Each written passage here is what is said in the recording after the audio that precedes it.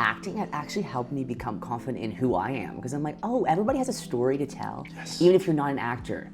Like, you just by being yourself, the way the universe has made you is just enough. It comes in play when you're not forcing like being somebody else because you think the casting director wants it.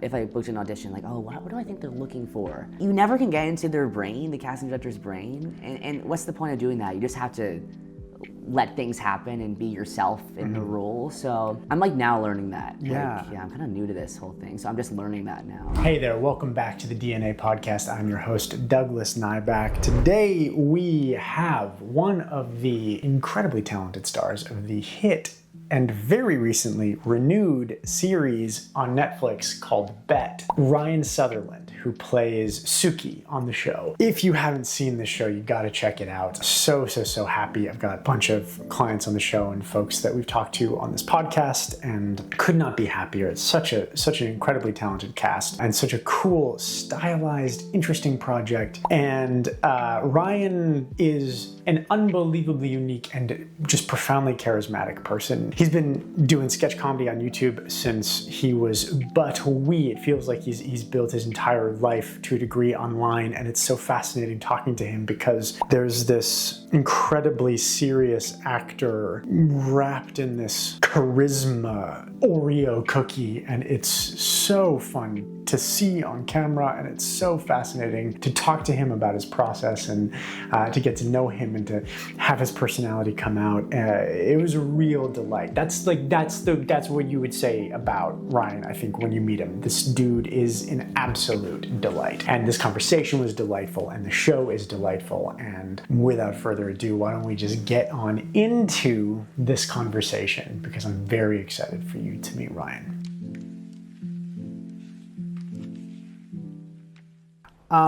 Ryan Sutherland, thank you so much for being here. Oh, thank you for having me. Yeah. I'm so excited to talk. This is so my partner Bree and I, we just mainlined Bet into our veins. Aww. We just couldn't stop watching it. Thank you. Yeah, and it's a freaking delight, and it takes such huge swings. It does. It's very dramatic. Yeah, and I feel like that's so rare with young adult content. Yeah, I guess so. Yeah.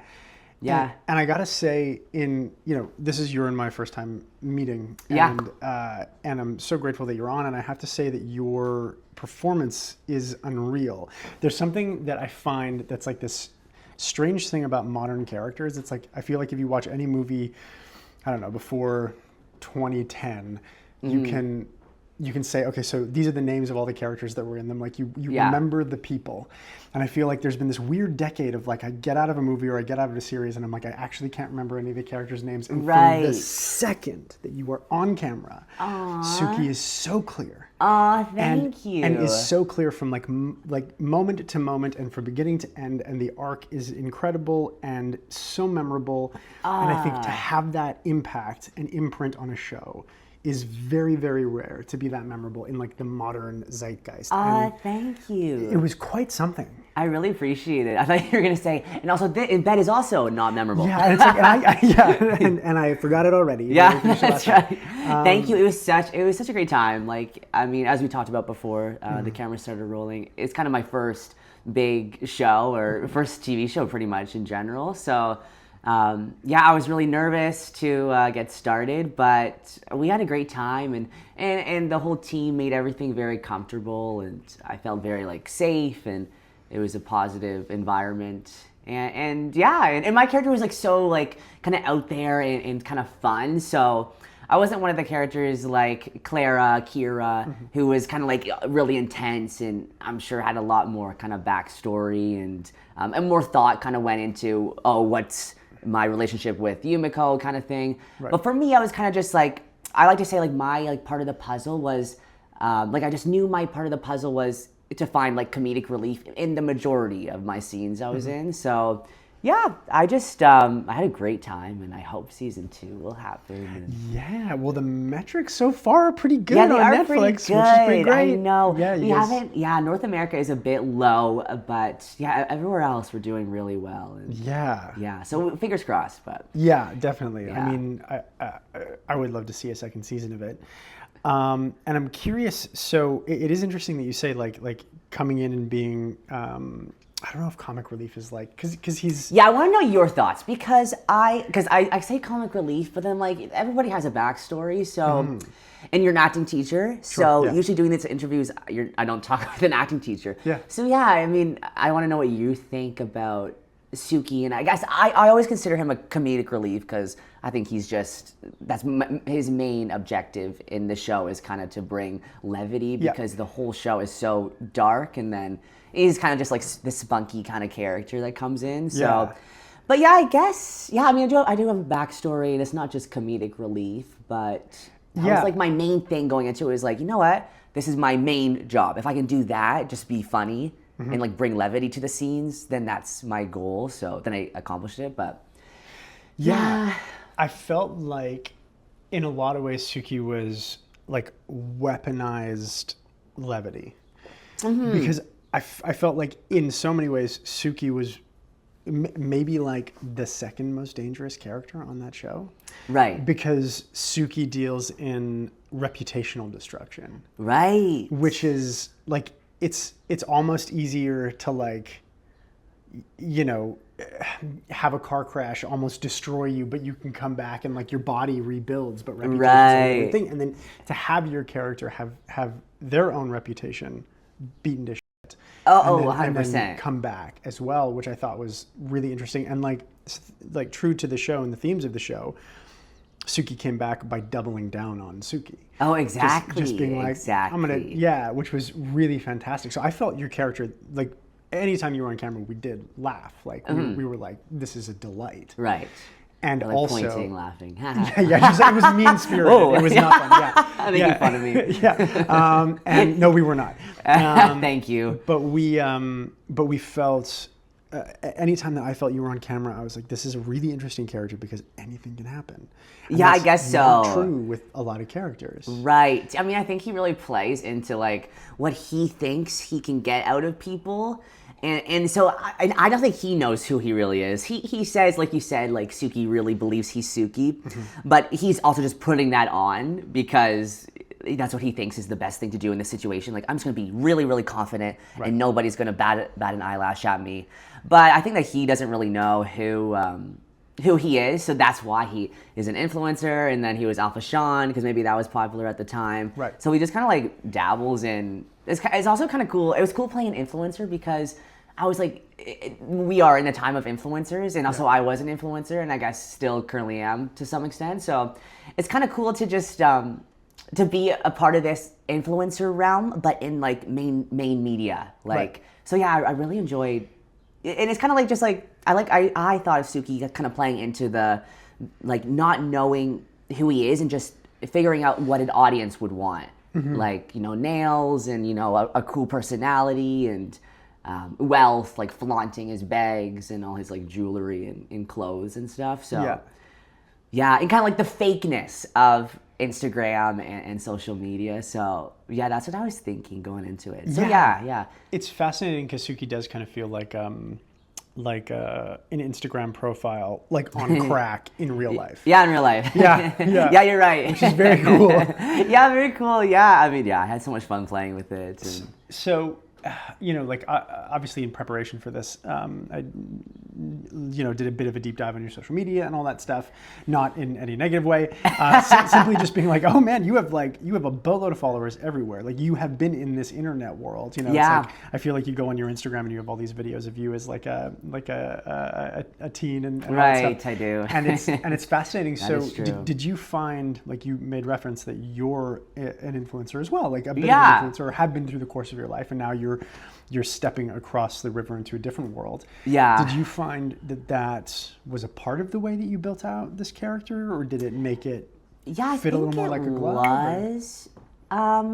Yeah, it's so funny because when I like got the role of Suki, I was like in the headspace of like, you know what, I just really want to act and I don't want to do anything to do with Instagram and being an influencer. And then of course I book a role of an influencer, but it makes sense because that's just my lived experience. But what was the question?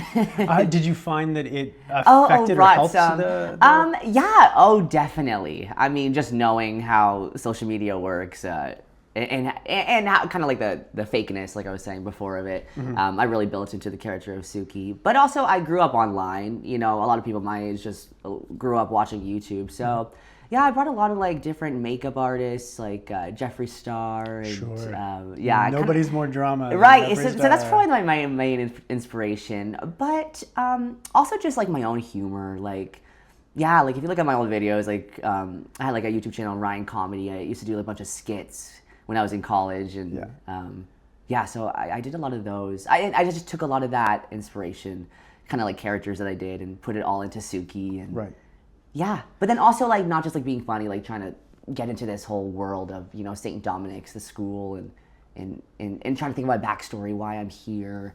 It was cool. It was a great entryway for me, like playing an influencer, but in my first TV show, because I was like, oh, I really know this character, and I'm not really playing a character in some senses. So yeah, it was just overall a really positive experience. And, yeah. So coming from, you went to, was it Sheridan for musical theater? Musical theater. Nice. Yeah. Okay. 4 year. And did you finish the program? I did. Nice. Yeah, I finished. Excellent. 2 years ago. Yeah. So coming from musical theater, and now this is like your first big TV gig. Yeah. How did you find that transition? Had you been taking like classes to get you ready for film and TV? Was that Yes. something that had been... Yeah, I want to know what your thoughts are on like film and TV versus theater, because a lot of people ask me about that, and I'm like, I don't know how to really put it into words other than like subtlety. Probably. Would you say that? Like, I would say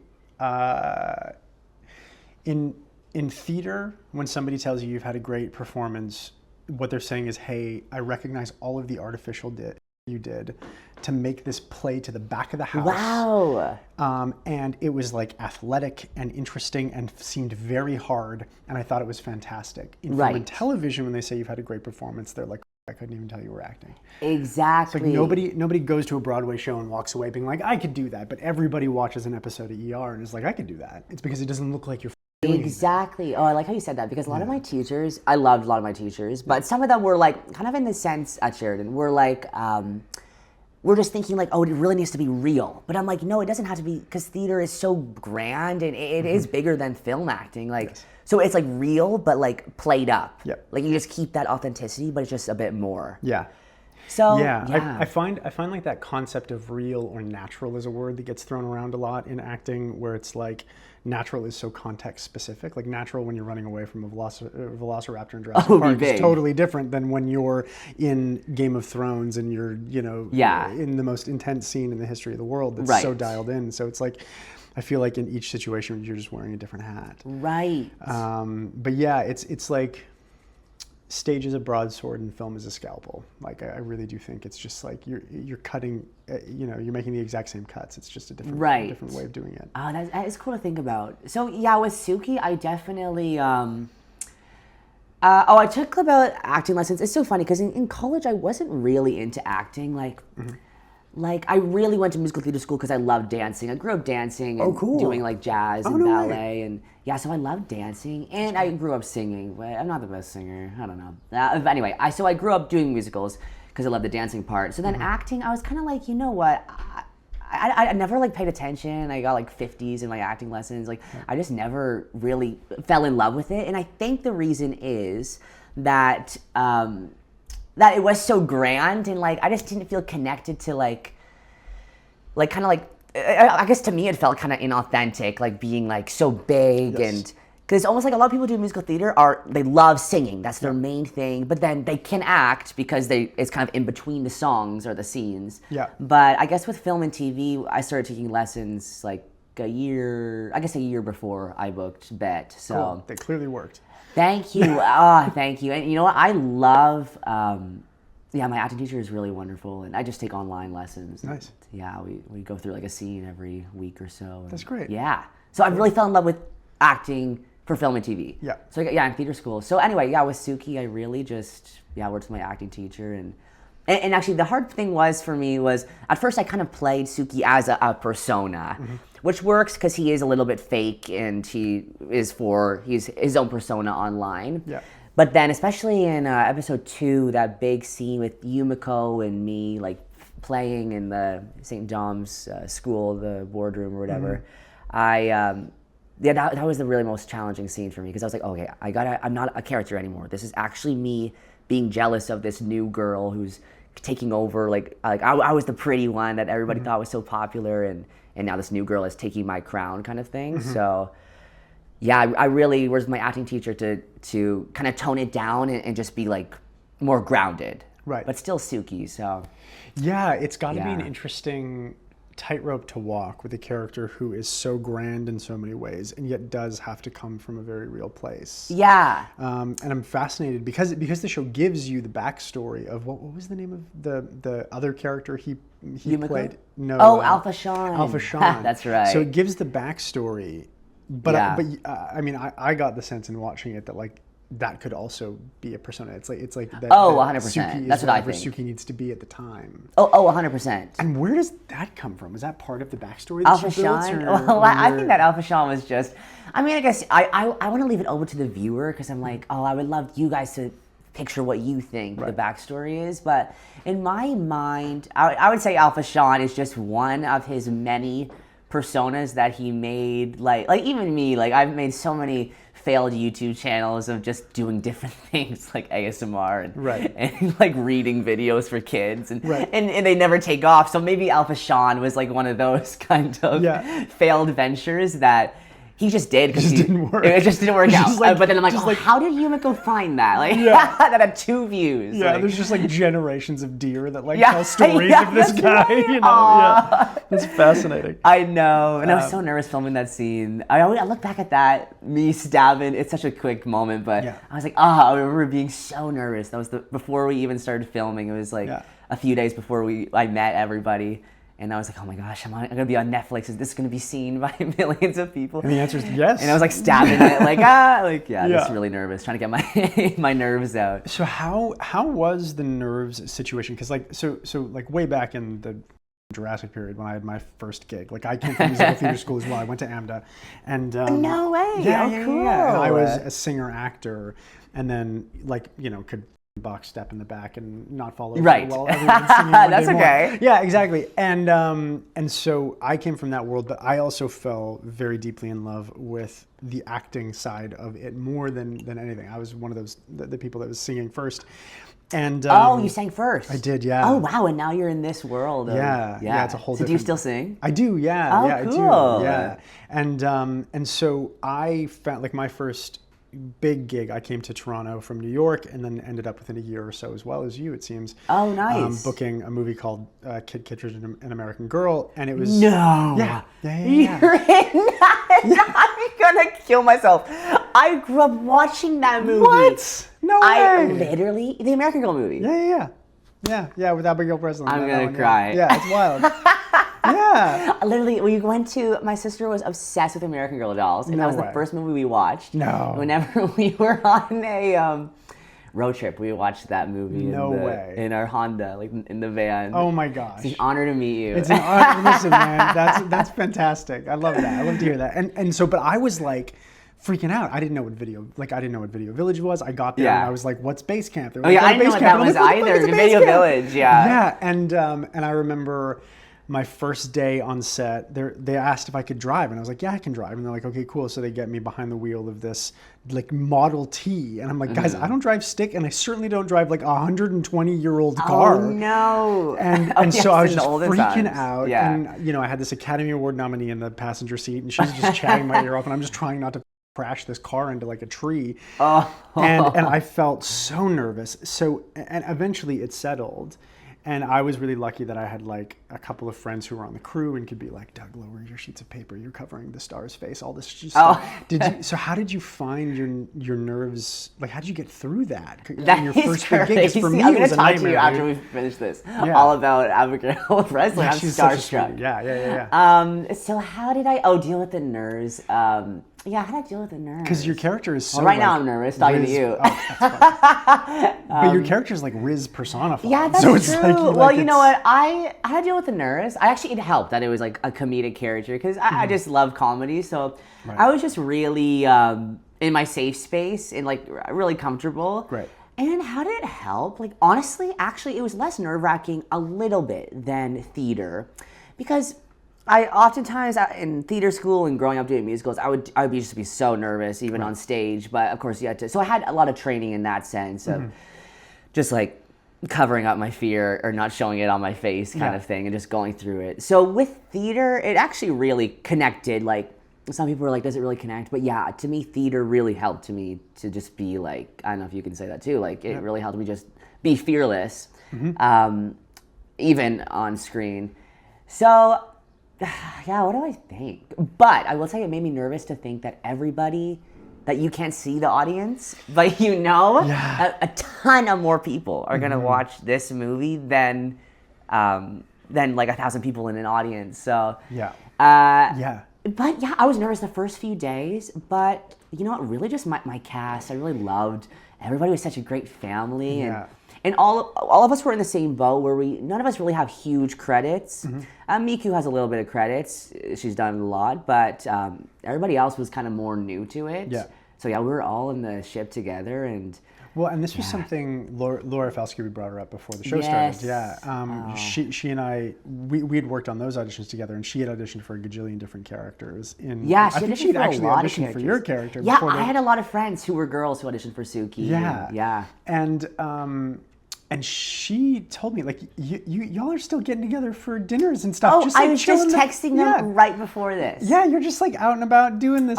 That's how we're hoping with season 2. Not even for like the money or anything, just sort of to hang out. Like, so it sounds like it became this like group of people who really had each other's backs the whole way through. Which is really phenomenal. And and just like I said, it was like all of our first big things. So we felt like a big family, and we're all similar ages in our 20s. So. Yeah, and also if we had like any issues, like our director Simon, the creator of the show, he was just wonderful and not intimidating. So I think honestly, if you set a good vibe at the beginning, you probably can say that as well. Like with your experience, like it just creates a good environment that you're like you feel comfortable to play, and a lot of Suki's lines were just kind of off the hand of I'll just add something here and there, and sick. And because he just let me like do different things. And were you comfortable with that kind of improv? Actually, 100%, because of my YouTube, YouTube like training. I like to say, because I would just be in my room filming a skit every day, and it would be improvised. So I would just and some of your skits popped off. Yeah, I know they did. Yeah, it was wild. Yeah, it is wild. Yeah, I still love skits. So if you guys ever want to do a skit together, I'd gladly. Nice. After this. So the group helped each other through that. Yeah. And did you find that like, so I'm on like a medical show, and I feel like I saw that on your website. That's so cool. Yeah, we start season 2. Well, I start on Wednesday, which is awesome. Oh, cool. And we like, I find genre is this fascinating thing. It's like, once you understand a genre, it's like a coat you can put on, and you just feel good in it. But it was fascinating because when I was coaching folks for Bet, each time we were like, I'm like, okay, the only thing that I can kind of compare this to, I think, is like Scott Pilgrim versus the World. Yeah, that's what we always said. But even then, it's like very much not an apples to apples comparison. No. It's kind of like Ocean's 11 meets Scott Pilgrim meets, I don't know, One Punch to a degree. It's like a fascinating thing.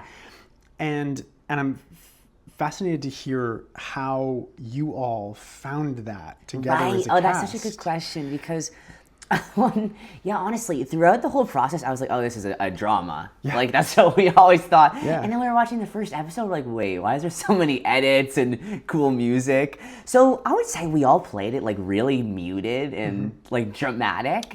And then the editing kind of helped to make it this whole kind of crazy show. But honestly, I mean, my acting teacher always says that you should just play it like just in honesty, right? And so it doesn't matter what kind of genre it is. Like, the situation will make it comedic if it's comedic, or if you have naturally like just like unique or funny kind of mannerisms. If you play it dramatic, sometimes it just comes off as comedic. Like, it just depends who you are. But so I always just played it like not funny, right? So that always helped, like just playing it honestly, and then the lines, if they were just funny lines, they would. Even if I played it seriously, it would just kind of come off as comedic. So, Yeah, because I think if we played it like really like campy, I don't think people would be as invested in the characters, only because they just don't feel real or like something that the audience could connect to. Yeah, what do you think about that? Like just like playing it like, is that what you would say is the best? Yeah, I would say when it comes to comedy, like I think you're spot on. Not that, by the way, it's not like I'm acting Jesus, you know, Right. but I think there's so much in that show that is Yeah. funny that if Yeah. you commit fully to the doing of whatever it is, the absurdity of the show itself will take care of the Exactly. comedy. And your job is to find reality within that absurdity. Right. For sure. Because I think of like the funny situations in life, like with your friends or your family, like you're not trying to be funny. It's just like this crazy situation happens, Yeah. and you all just like burst out laughing. Like, but if it was forced, that's when it just does not become funny. So Yeah. that's been my mantra, just in acting, is just not force anything. Yeah. Yeah. For those in the pod, we're back now, and we're just talking about how American Girl a little bit, and Yeah. I'm still starstruck. I was insanely nervous, especially. Well, especially with a big name. I think I would have been nervous too if it was like an Abigail Breslin or somebody that I really knew. Like, wow, I love your work. Like, I just really badly didn't want to f it up. yeah, that's a good way of putting it. Yeah, it's a weird thing with, and I found it's become like my favorite thing about film and TV, but it scared the shit out of me when I was starting out, because in theater you get a lot of kicks at the can. Like I'd done a bunch of theater, and then and you do runs of months, and you do 8 shows a week, and you get to do it a ton. Yeah. But film and TV, it's like 6 times, and you never do it again in the history of mankind. Right. And that's a lot of pressure. Yeah, it's a lot of pressure, and you know it can never be deleted, and and the absolute permanence of it right is wild to me. Oh, it is wild. Yeah. I also felt though a little bit of like someone asked me this recently, like, is it you like working as a character in theater or film more? And I right now at least. This is great. I don't even have to ask the questions. This is awesome. Ooh, say more. That's right. Let's go. Right now, I would say it's more film. I like more because, I mean, at least on Bet, I'm sure it's different on different sets, but this is just my experience. Like on the set of Bet, like it would take 1 day to film one scene, right? Yeah. So you got a lot of chances that just like that's the only thing you're thinking about is this moment. So it actually helped me become more present in the character in that moment, because I just had.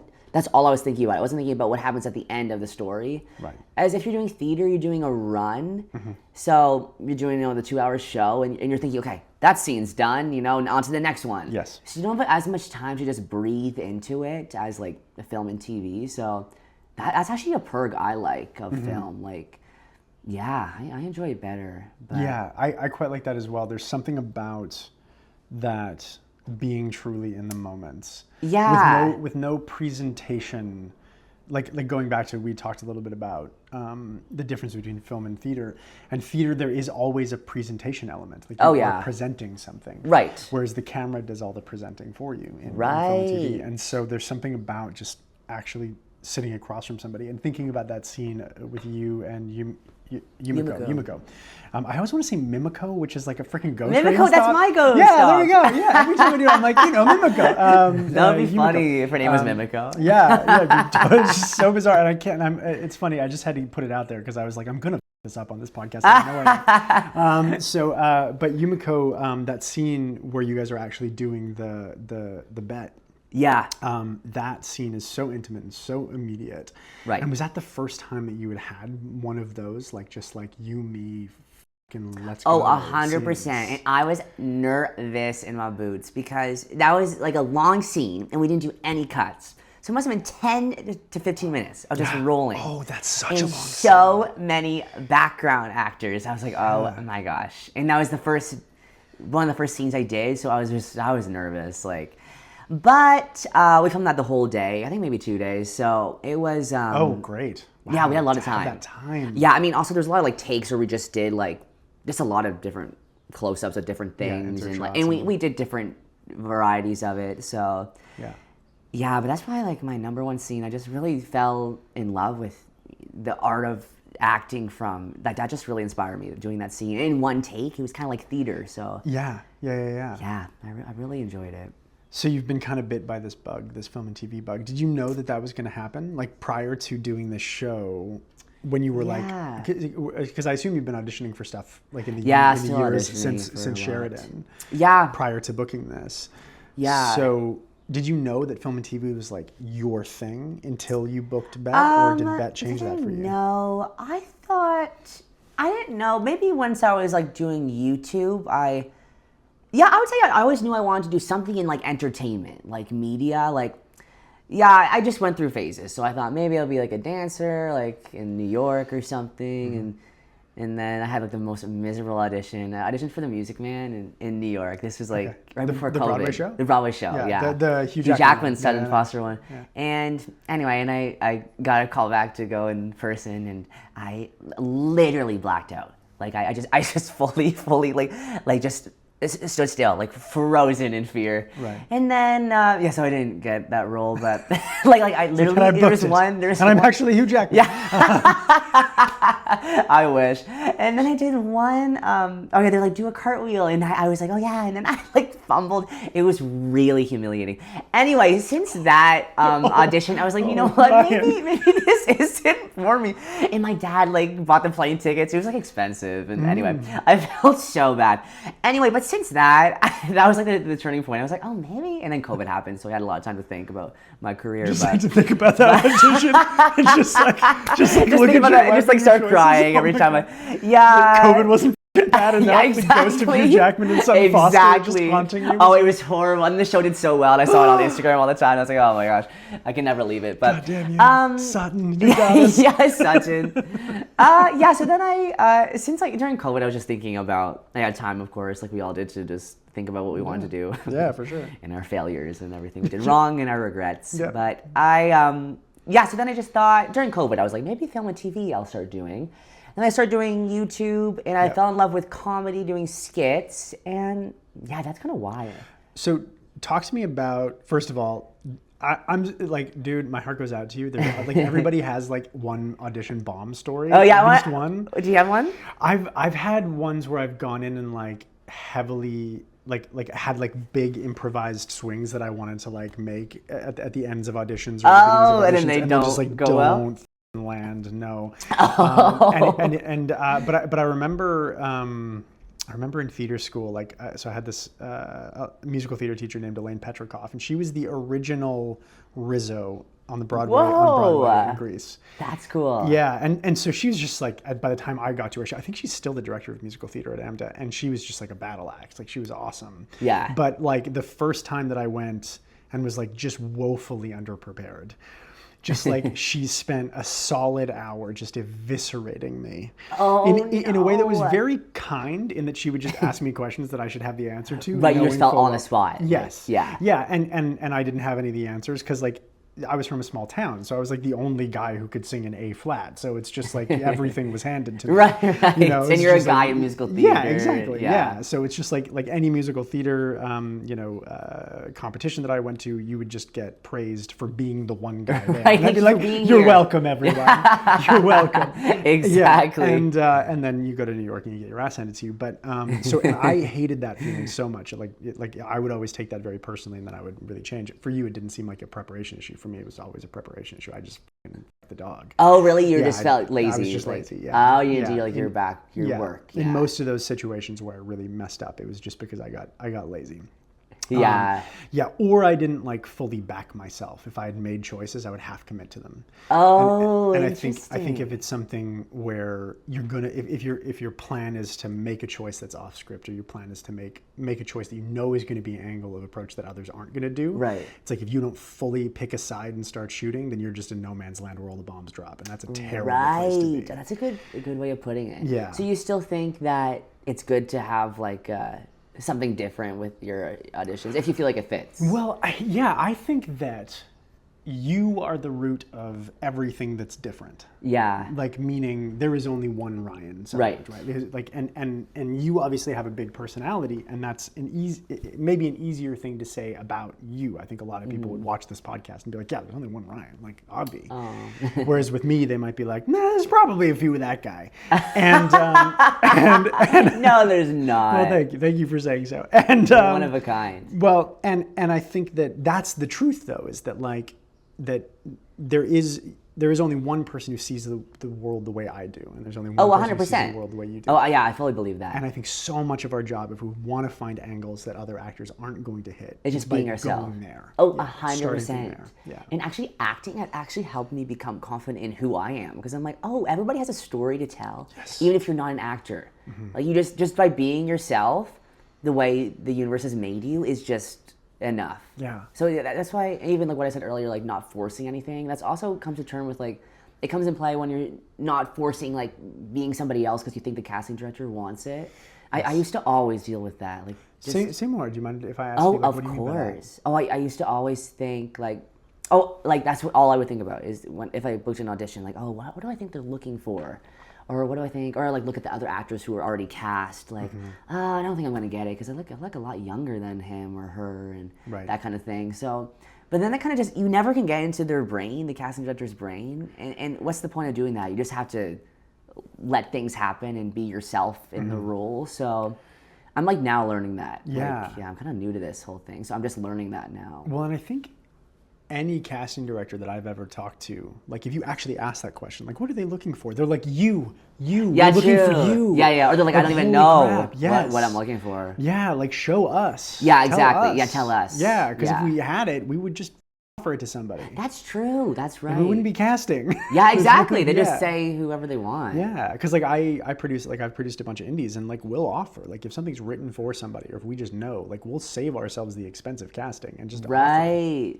So it's like if they're doing casting, it's not to say that it might not be on offer to somebody else, but like there's a whole like, I mean, I've said this on this podcast before, but like every role that any guy gets in Hollywood is just something that Leonardo DiCaprio rejected. Like everything's always on offer to somebody. Yeah, that's right. So it's like they're still looking for something that they exactly. haven't seen before. Yeah, that's right. Yeah.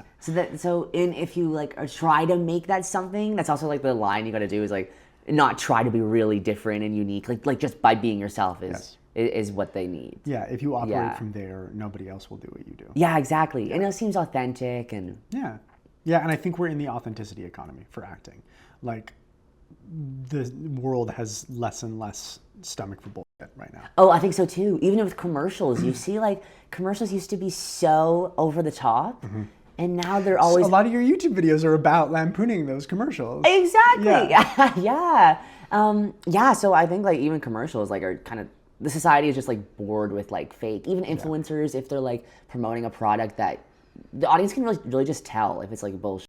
Yeah. That I think like 10 years ago they probably couldn't as well. No, yeah, I think that social media is fascinating because it's changed. We used to trust influencers more than we trusted brands. Right. And now influencers have shilled so much. Exactly. It's almost like we trust brands more than we trust influencers. Exactly, because they're like, oh, anyone can become an influencer, and sometimes they just like want money. So yeah, and I get that too because like stuff's expensive. Like, yeah, that's true. And just like it's everyone's just trying to monetize something. Oh yeah, exactly. Yeah, it's a wild thing, which brings me to my next point. Yes. Try Doug Nyback's Coffee and Electromagnetic Juice Emporium. You should make a coffee brand. Yeah, right. Actually, I did try that too. That was one of my other failed ventures. You did? I tried to do a coffee brand. I might bring it back. I really enjoyed it. Now that you've got. So speaking of, how have you found? Has Bet affected your social media presence? Have you found? Has it? Yeah, a little bit. Like, yeah, not really follower wise. Like, yeah, I was fortunate to have like a little bit of following before. So a little bit of a following. But like with Miku, like sometimes I go on her social media and she used to have like 100,000. Now it's up to about 700,000, and so I'm like, good for you. So a lot of them. That's majority of them. But don't you have like 3.2 million? So you're just like, I do. 700,000. Oh, baby sweets. I know, but I don't have the best engagement anymore just because I don't post. Right. It's not what I'm into anymore, but. I will say a lot of people like I posted like this video just with my friends, and I didn't think anybody would see it, and they're like, oh my gosh, that's Suki. So I'm like, oh, it's cool to be known for something that you're like, oh, I'm proud of this character. So yeah, because sometimes people would come up to me on the street like a few months ago before Bet came out, and they'd be like, oh my gosh, you're the guy, the weird guy who sings in German, the videos of you as a 16-year-old. I'd be like, oh gosh, yeah, you're right. But I'm like, I want to one day be known for something that you like really are proud of. So so that's nice. And you've already gotten that. Like that's amazing to have that. Like to have gotten a gig like this so early in your career, Yeah. which isn't to say that you haven't been grinding for it for ages, because you have. Oh, exactly. Since I was a kid. Yeah, which is fantastic, and it also speaks like you were very much ahead of the game. Like it's so incredible, and I mean this isn't even a question. I just hope that because I have some perspective in time, and I have been terrible at cultivating like and I'm not saying gratitude by way of like the fake social media gratitude. Yeah. But I hope that you're alive to how awesome this is. Yeah. Like I'm not trying to tell you how to live your life or force you to Oh be no, grateful I for some always shit. need a reminder. But like I hope that you're taking like every now and then you wake up in the morning and you're just like, this is nice. That's true. Oh, thank you. That is so sweet. You know, I really do need to do that more because sometimes you just are like, oh, what do I do next? Right. So, and you're like, oh gosh, is it, you just get in your head about, am I going to go season 2? Is this going to be like the biggest thing I ever do with my life? Like we all have those thoughts. So, Yep. yeah, so thank you. So honestly, I always need the reminder just to be grateful and just wake up feeling happy. It's a tough thing, isn't it? Getting, I've often said like, you want to make an actor miserable, give them a job. Right. And it's a strange thing because we love to work, like we love the job of acting. And then as soon as the show is over, it's like, one, we're unemployed again. Right. Usually. Sometimes we have something else lined up. And two, we're like, are we going to get another season? Oh, I know. And that's always such a, for me anyway, sorry, I won't speak to like all actors because my experience is I would say different. most. Dude, it's scary. Like Yeah. with the show I'm on, Doc, we finished the first season. It was great, and we didn't know that we were going to get a second season, and then we ended up getting one, and then we ended up getting a 22 episode order, which is phenomenal. Oh, that's great. But even now, it's like I'm in it, and I'm you're like, I don't know thinking how you're many. gonna I'm get a like, third how many am season? I going to be in? Are we going to get a third season? This is Yes, all this stuff. It's just like you don't know. It's like human nature to just worry. Yes. So I've been trying not to do that. So I'm glad you brought that up. I've been trying to be mindful and also like not like focus on being happy. This is my shift. I used to be like, oh, am I happy? But now I'm asking myself, am I fulfilled? Like, is this, because sometimes when you're in the grind of acting, I remember waking up for bed at 4 a.m. or being like, but then being like, oh wait, but I'm doing things that I really feel is like fun and feel is kind of aligned with my purpose. Mm-hmm. So maybe you're like not happy in that moment, but you're fulfilled knowing that, oh, well, this is like something, I'm not at a dead end job that I hate, like where I don't feel like I'm moving forward with my purpose. So that's what I'm trying to do, is just think of, am I fulfilled with my life? So one, you're like 2 decades ahead of me getting to that mindset, which is excellent for you, like really, really nice. And I think is going to set you up in a grounded way. Because like acting, I think it's really easy to get caught into this mindset of like, if it's hard, I have to convince myself it's not. Because I'm supposed to be #grateful about this shit. Right, exactly. Because the reality is too, like if you're on TV, like you're the 1%. Most people never get there. That's if you've gotten there true. once, most people never get there. They don't even get close to sniffing it. That's true. Like most people never even get to being a background performer. I know. It's a tough gig. It is. And once you get there, it's the 4 a.m.s, it's the 3 a.m. pickups. Right. It's the worried about like, your lines and yeah, it's the pressure on the day. It's like when 6 takes have been burned because they couldn't get the focus and we have no time and we have to move on, and now it's an undue amount of pressure on the actor. It's exactly. Like there's a lot of challenges that go with it, and so learning, hey, I can be grateful for this, and it can be hard, and those both can be a cocktail that I drink at the same time. Right. Yeah, so I think that actually helps, because like loosening your pressure just to be like, I have to be happy, because we're humans, so we always fluctuate, but I think you can like always be fulfilled. I think it's like a common emotion that you could always feel, so just knowing that you're moving forward with your purpose. So wise beyond your years. That's what I'm trying to do, because even when I was doing like YouTube and I was lucky to like make like a pretty like solid like good money or whatever, I wasn't really happy. Like I was like, because I just knew there was gonna be an end to this, and I just was getting bored of. I didn't feel like I was like, this is really what my goal was in life, was doing these kind of silly skits or trying to like get views for the sake of getting views, just so you can get a brand deal or something like that. I'm glad I had that experience, because I know that isn't just because you're like have fame, it doesn't mean you're doing things correctly. Like it's like, so I'm glad I kind of have that outside perspective of, oh, I don't just want fame. I want to be like fulfilled in what I'm doing, and if that brings money, that's wonderful. But that shouldn't be like the goal.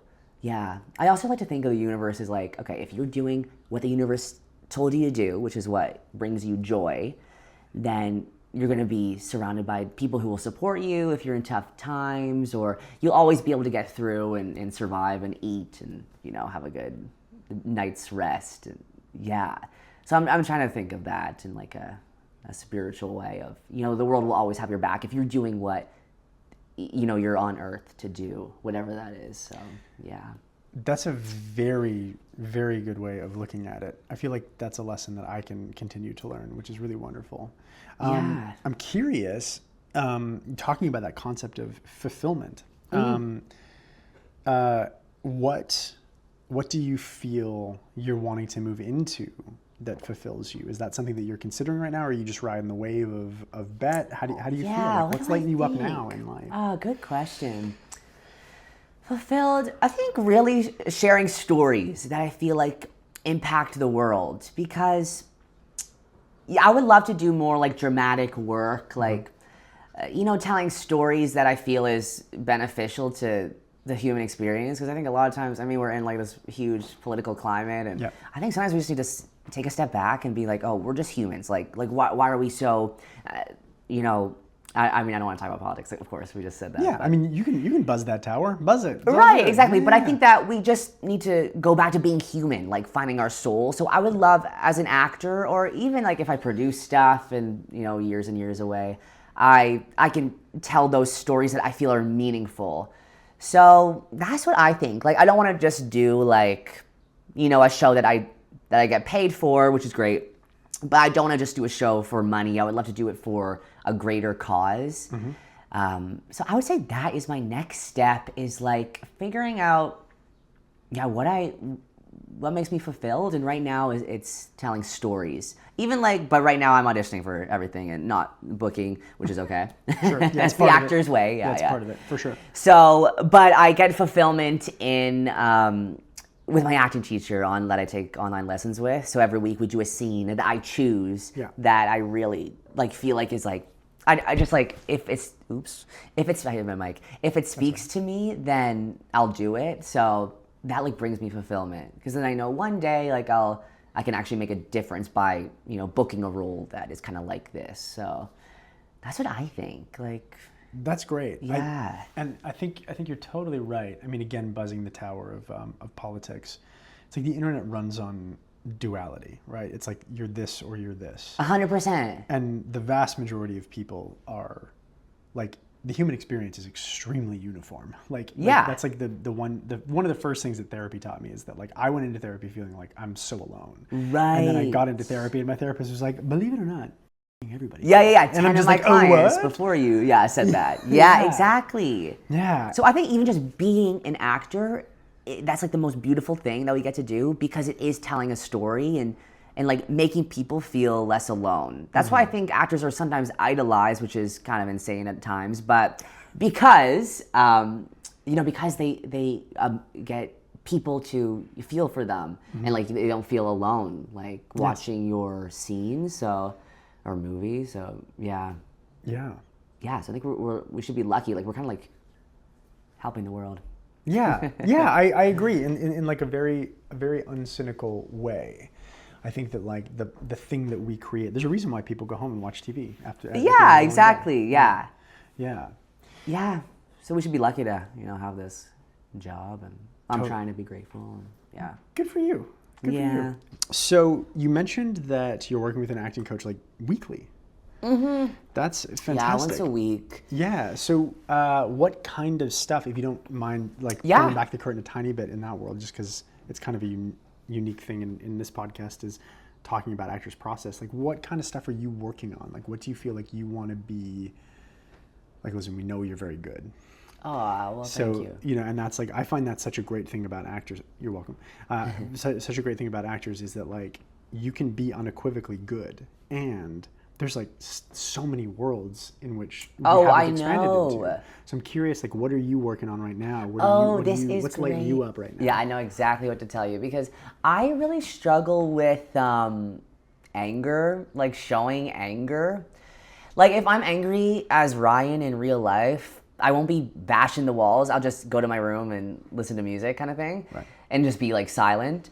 So with anger, like I would love to, so this is what I'm working on right now with my acting teacher is like finding anger as some people do in like lashing out or yelling or raising my voice. Cause yeah, for me, it feels a little bit uncomfortable. Maybe I just been taught growing up not to, of course, as we all are, but. Sure. Yeah, crimes do Yeah, exist. Yes. that's right, yelling Yeah. and swearing and punching. But yeah, so that's been my goal is really just finding anger. So I've been doing a lot of scenes on just like parent-child like issues and Cool. I'll do a lot of like movie scenes. I did I did a scene from a movie called Boy Erased. Yes. About you know Yes. the one, Yeah. Lucas Hedges and Nicole Kidman. Mm-hmm.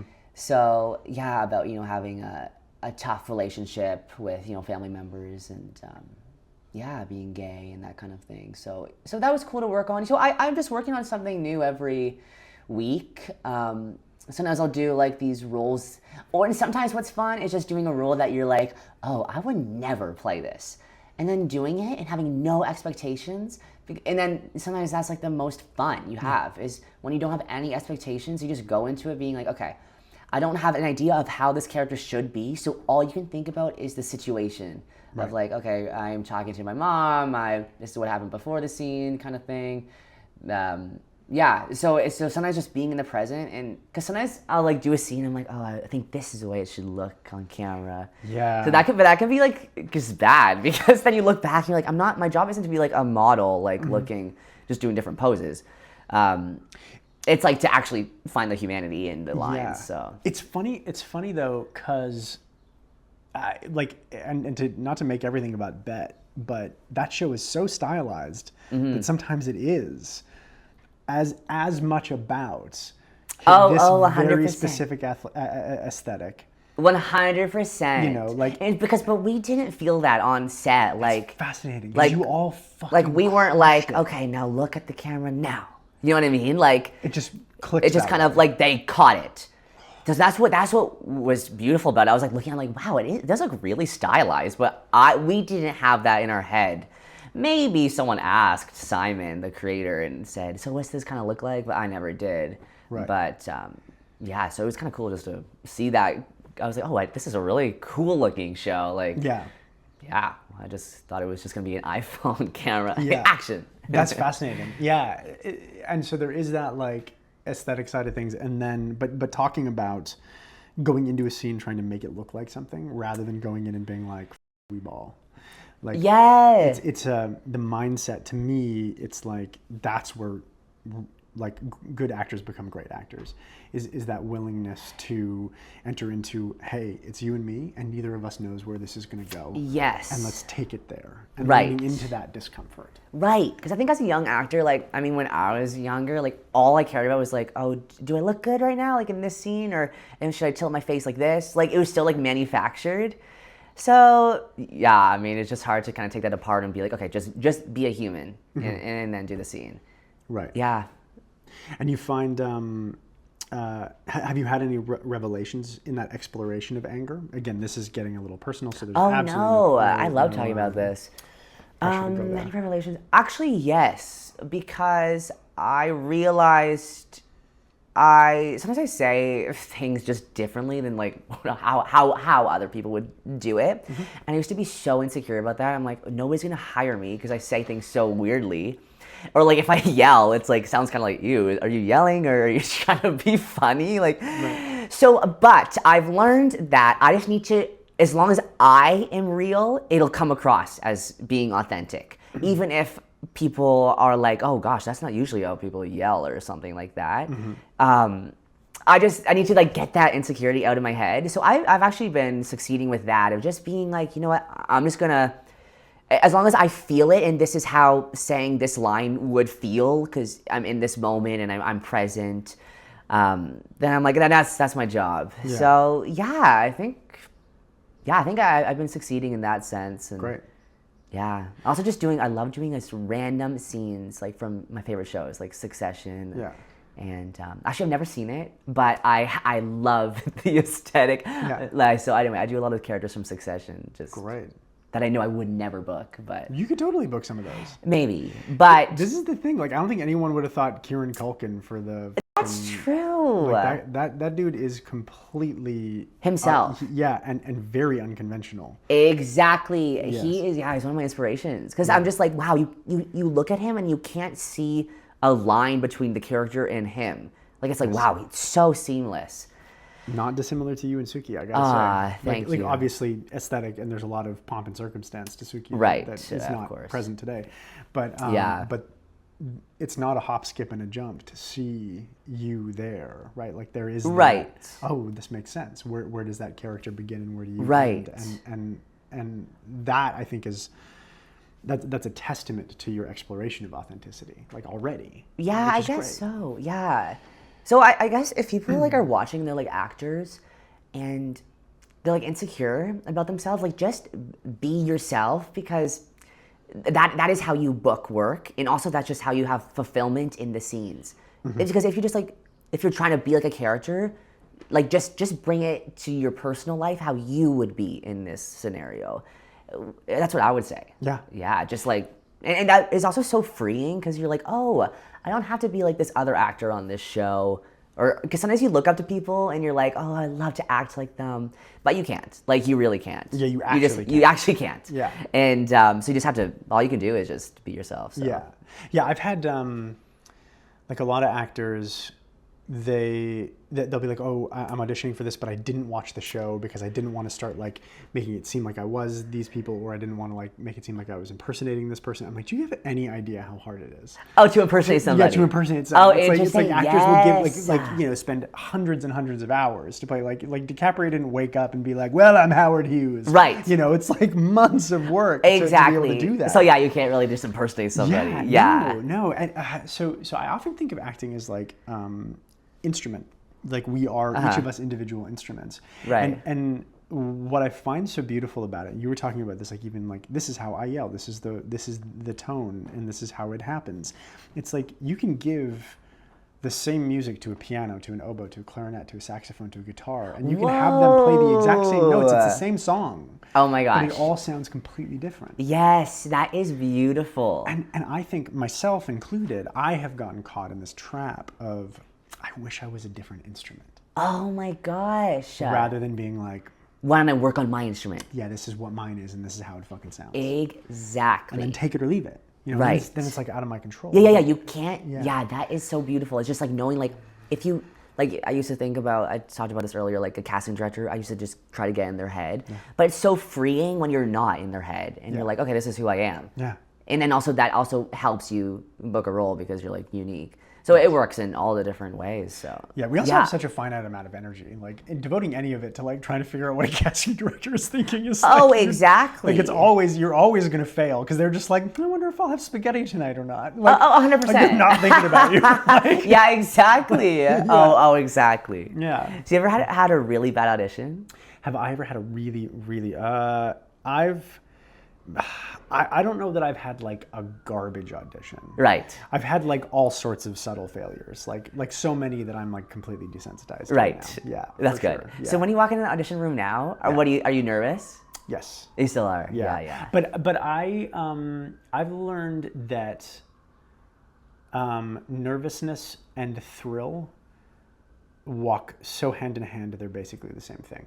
Right? Nice. Like, and so I tend to try to I literally envision a roller coaster, and I'm like at Canada's Wonderland or some shit. Yeah. I'm going into the audition room and it's like, and I'm like, oh, I'm gonna die. Right. Holy shit. And it's like, it's gonna be crazy. And then going into the room and action is the actual roller coaster strutting. And the thing about that I really like is I know that it's just going to be the roller coaster. Right, and then it'll be over. Yes, and I know where it goes. I know it's like crazy loop, but it's the thing that I prepared. Like the script is the script. Right. Right. I'm going to experience it differently every time I go on that roller coaster, but it's the same fucking construction. Yes. So I try to create this thing of, okay, yeah, the stakes are higher. I'm in the room. It's a director-producer session. I am nervous. Of course I am. Right. And how great is that? Yeah, exactly. Because so many people will spend like my dad, like I love my dad dearly, and he spent the vast majority of his life in the same job, in the same business. He owned it, and it wasn't without its challenges, obviously, but I think the vast majority of his days were the same. Right. And I don't know that there was a lot of going to work and experiencing thrill. Right. Whereas I go to work, and sometimes even if it feels like I'm fucking dying, right, it's thrilling as shit. Yes, exactly. And so I've become addicted. I've like cultivated an addiction to that. Oh, that is great. That's probably the best place to be in. Yeah. Because then you're like, okay, I'm going to be nervous. And you're not worried about like making yourself not nervous. Yes. Sometimes that makes you go spiraling. Like, okay, sometimes I'm like, oh, I can't be nervous. But, and you're like, oh, why am I nervous? I have so much experience in auditioning. But yeah, I really like that. My rule of thumb is waste no energy trying to be okay. Right. Because it never works. Yes, exactly. And it takes a tremendous amount of bandwidth. And that's just energy that you're not putting into the job. Exactly. Because you have a finite amount of energy. Right. You know? And even in life, like anytime in life, even if it's like a good day, if I walk around being like, I'm going to try to be okay, it's like doesn't work. Yeah, exactly. All my problems are still fucking there. Right. Right? Like you just got to sit into it. Yeah. Yeah. As opposed to being like, in many ways I'm fine, and in other ways my life is a tire fire. Exactly. Go, right? That's right. Yeah. It's never going to be perfect. No, it can't exactly. be. So what a waste of time. Right. You might as well cultivate that energy into something that you really care about. Yeah. And I'm lucky in that, like, because you're early 20s still, right? 24. 24, yes. Like, I spent the better part of probably a decade and a half as an actor where all of the auditions were in the room. Oh, now it's all self-tapes. Yeah. So I had a lot of experience going in and feeling like it was the emotional equivalent of getting hit by a car. Oh. So whereas now... That actually would be a lot more nerve-wracking for me. It's hard for actors of your generation who came up through COVID. Very often you'll get to your first set without ever being put through the emotional gauntlet. Exactly. That's hard because it's like there's a level of resilience that was taught there that in some ways I'm like, man, it would have been nice not to have to go through all that. Right. On the other hand, I got to set and I had all of that. My nervous system was a little tougher. Yeah, so you're probably already equipped. Your body's like equipped for that. Yeah, but your generation, like talks about their feelings and stuff. So like you're so much more equipped in emotional availability. Whereas me, I had to go to like in 7 years of therapy to be like, I contain emotions. I'm allowed to cry. Yeah, like so it's like I feel like each generation of performer has their own superpowers. Yeah, that's right. There's not one that's better than the other. No. Yeah, I never had an in-person audition except for one commercial. Damn. Okay. Oh, actually, maybe a few commercials. Yeah. Right. But never for TV. It'll happen because you'll be getting more and more director-producer sessions with the success of the show. That'll be a thing. Yeah. Yeah, for sure. So. I see. Well, definitely. Yeah. No, I see that for you.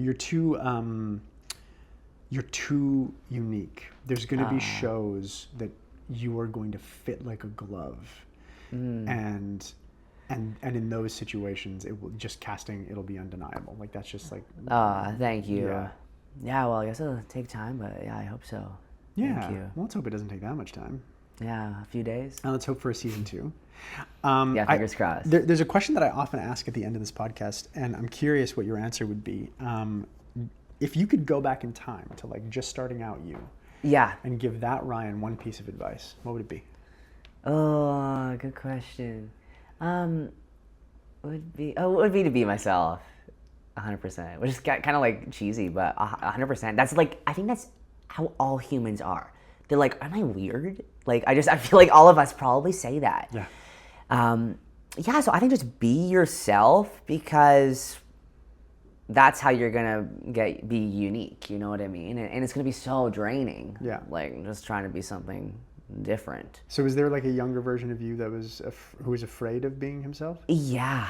Oh my gosh. Even in college, like probably college is when I kind of blossomed. But yeah, I mean, in high school I was so scared of a lot. Well, in elementary school I was really shy, and yeah, so I credit acting to kind of getting me out of my shell.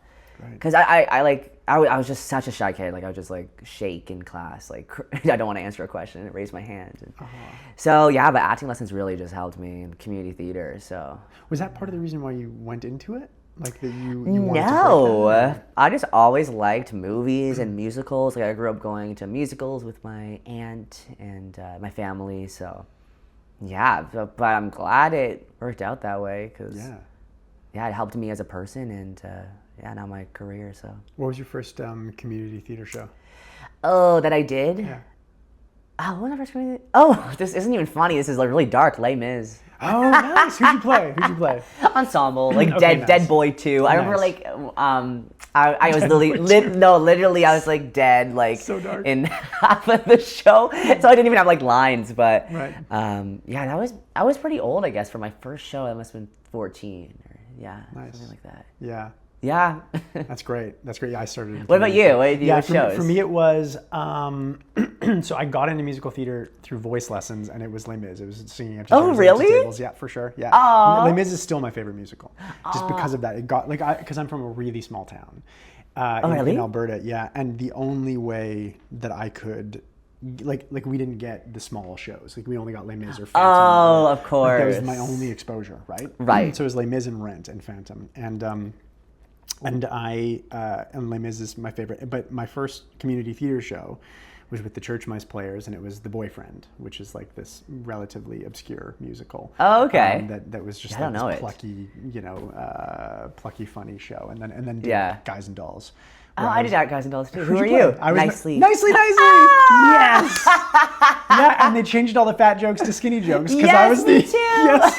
I was the only person who could sing an A flat. Exactly. Yeah. Oh, that's There hilarious. we go. So that's sit down, you're rocking the boat. You know? I did that. Yeah, Aw. yeah. And that was that was my second one, and then I went to AMDA after that year. Yeah. Oh, that's so cool. Yeah. Yeah, I have some friends in AMDA. They really enjoy it. So. I think that school, like Sheridan, like any conservatory type program, you get out what you put in. Yeah, If you 100%. don't put in anything, like nobody's force feeding you education. They're happy to take Exactly. your money and be like, "F off." Yeah, after yeah, the exactly. semester." Like, okay, I don't have to teach you. Yeah. Yeah. But yeah, it's helpful. Yeah, Yeah. for sure. Oh man, we gotta get together some other time and just shoot the shit about musical theater. Yeah. Oh, I'd love to. I Yeah. just saw Les Mis for the first time last year when I came to Toronto. Oh great, nice. I think it was last year. Yeah. Yeah, it's a great Yeah. show. Oh, I really liked it. Yeah. Sad as shit. Yeah, very sad, but beautiful music. Yeah. And they, like the visuals are really nice. And Yeah, it's amazing. yeah, I really like Les Mis.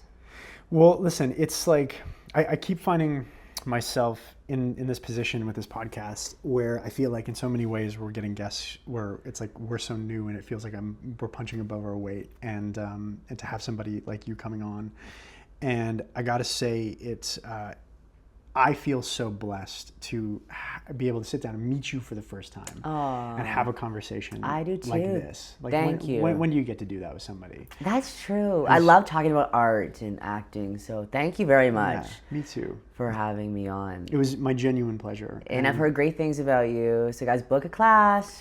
Yeah, right. Yeah, thank you. No, serious. I've heard such great things about you, so Cool, I that's might great. book a lesson. You are welcome anytime. You're welcome anytime. Yeah, thank you.